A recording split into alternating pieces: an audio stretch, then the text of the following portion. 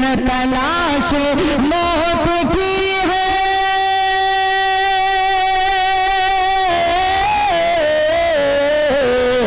نہ تلاش موت کی ہے نہ پسند زندگی ہے کبھی جاؤں میں مدینہ کبھی جاؤں میں مدینہ مدینہ کبھی جاؤں میں اے مسلمانان ہند، آج مدارس اسلامیہ پر سوالات کی بوچھار کی جاتی ہے، اشکالات کے بم چھوڑے جاتے ہیں اور دھڑلے کے ساتھ یہ کہا جاتا ہے کہ مدارس اسلامیہ نے دنیا کو دیا ہی کیا ہے، یہ تو دہشت گردی کے اڈے ہیں، یہ بچوں کے مستقبل سے کھلواڑ کرتے ہیں، بچوں کو ڈاکٹر اور ماسٹر بنانے سے روکتے ہیں، بچوں کو انجینئر بنانے کے مخالف ہیں۔ یہ مدارس امت مسلمہ کو جدید ترقی کی دھارا سے کاٹنے کی بات کرتے ہیں۔ دنیا نے چاند تک رسائی حاصل کر لی اور یہ 1400 سال پرانی باتوں میں پڑے ہوئے ہیں۔ ایک ہونہار طالب علم محمد قاسم صلی اللہ کو میں دعوت دیتا ہوں کہ وہ تشریف لائیں اور اپنا معافی ضمیر کا اظہار کریں۔ وہ میری روح کی تسکین کا سامان بن جائے، وہ میری روح کی تسکین کا سامان بن جائے، اسے حق ہے وہ میرے دل میں آئے اور مہمان بن جائے۔ محبت ہے اگر اولاد سے تو مدرسہ بھیجو، محبت ہے اگر اولاد سے تو مدرسہ بھیجو، کرو کوشش کہ کوئی بچہ حافظ قرآن بن جائے، کرو کوشش کہ کوئی بچہ حافظ قرآن بن جائے۔ میں پر محمد قاسم صلی اللہ علیہ وسلم۔ نحمده ونصلي على رسوله الكريم، أما بعد، أعوذ بالله من الشيطان الرجيم، بسم الله الرحمن الرحيم، وذكر فإن الذكرى تنفع المؤمنين، صدق اللہ العظیم۔ یہ دینی مدرسے ہیں، دیکھ مت مشکوک نظروں سے، برائی سے یہاں تو بچہ بچہ دور رہتا ہے، یہاں دامن پہ کوئی داغ تجھ کو مل نہیں سکتا، یہاں تو سب کے ماتھے پہ خدا کا نور رہتا ہے۔ سامعین باتمکن، آج میری تقریر کا موضوع ہے مدارس کی اہمیت۔ امید ہے کہ آپ حضرات غور سے سماعت فرمائیں گے۔ عزیزان گرامی، یہ مدارس جس طرح ہمارے بچوں کے مستقبل کو روشن و تابناک بنانے میں اہم کردار ادا کرتے ہیں، اسی طرح دینی اقدار و روایات اور شعائر اسلام کے تحفظ کے لیے ہمیشہ فکر مند اور کوشاں رہتے ہیں۔ جب بھی اسلام مخالف طاقتیں قرآن و سنت پر حملہ آور ہوئی ہیں تو انہی مدارس نے ان کا دفاع کیا ہے۔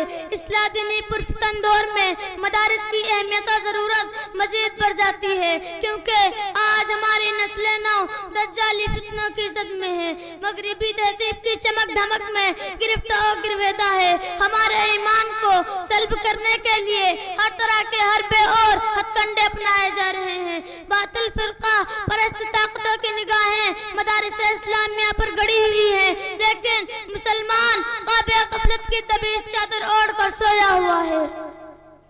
وائے محرومی متاع کارواں جاتا رہا، کارواں کے دل سے احساس ضیاء جاتا رہا۔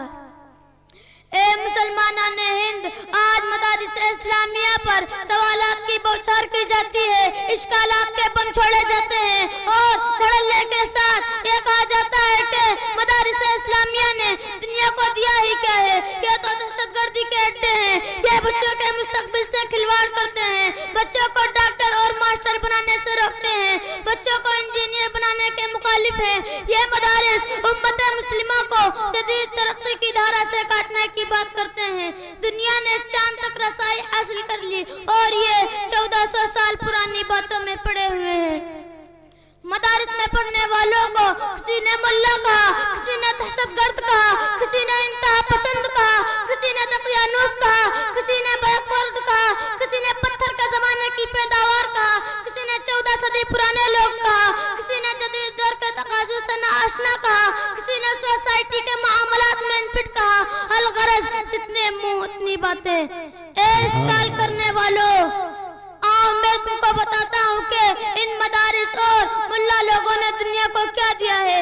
एक एक मुट्ठी गल्ले की भीख मांगी है, ज़कात के चंद टुकड़े जमा किए हैं, फितराना मांगा है, कुर्बानी की खाले इकट्ठा की है, जमाने के ताने सुने हैं, लोगों के जबरो सितम और तनकीद को बर्दाश्त किया है। तुम्हारे स्कूल के गेट पर खड़े होने वाले एक चपरासी से कम तनख्वाह ली है। लोगों के ताने सुनकर, तनकीद सुनकर, हालात के जबरों को बर्दाश्त करके, लोगों से मुट्ठी मुट्ठी गल्ले की भीख मांगकर इस मुल्ला और इस मदरसे ने इस सोसाइटी को क्या दिया है।